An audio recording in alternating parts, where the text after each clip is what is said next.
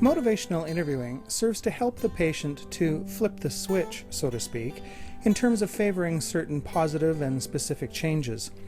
This video clip is part 2 of a session with a patient with type 2 diabetes, where the emphasis now transitions into action planning for improved self-care.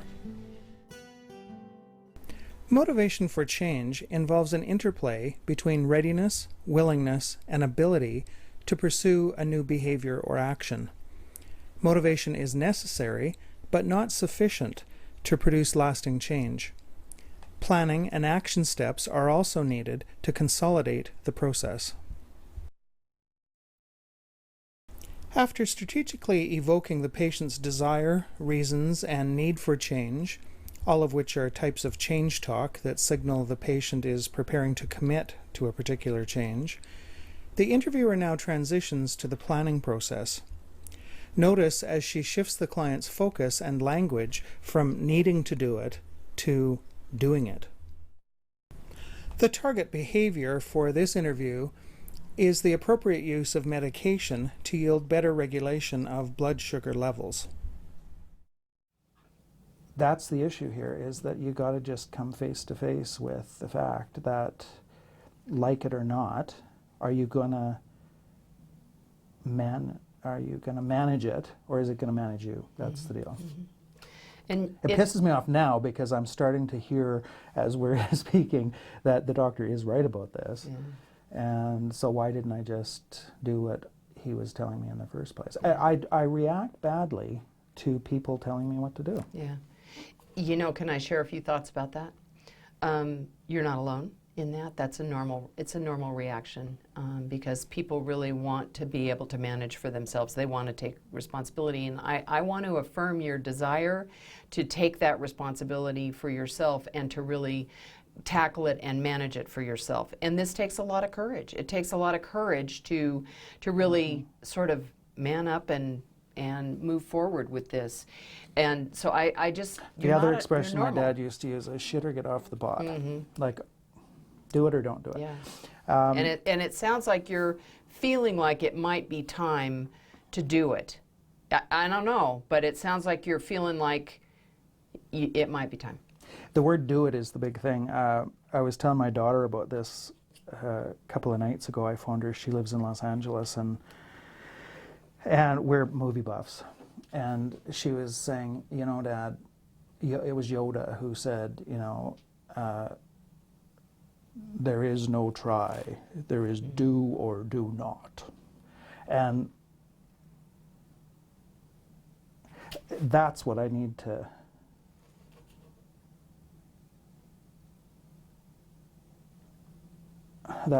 write down. There is no try. It's do or do not.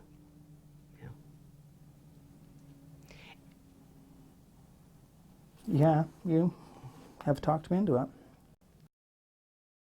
The patient just made a statement that the interviewer had talked him into it, but it's instructive to pause a moment and reflect on that.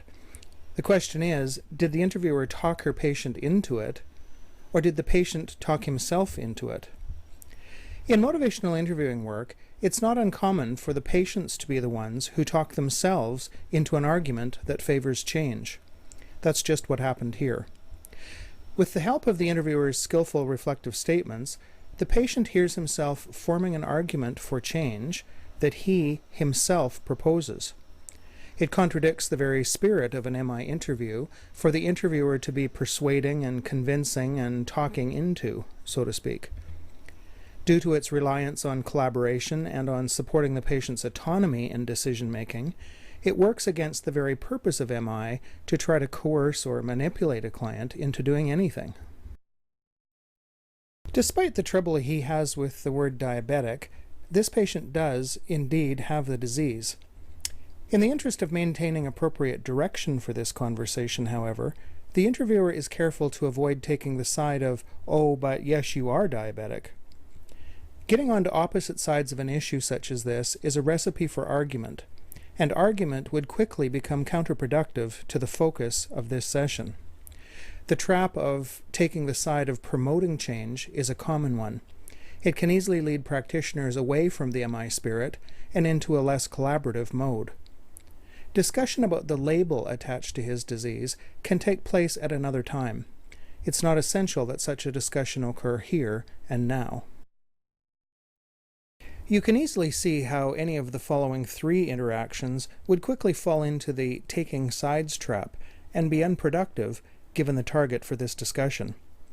If, for example, the interviewer had confronted the patient by siding with the lab results, she might have said, "But you do have diabetes, your A1C proves it. You just can't argue with the numbers." To which the patient would likely respond, at least internally, with something like, "No, I'm not," and "No, it doesn't."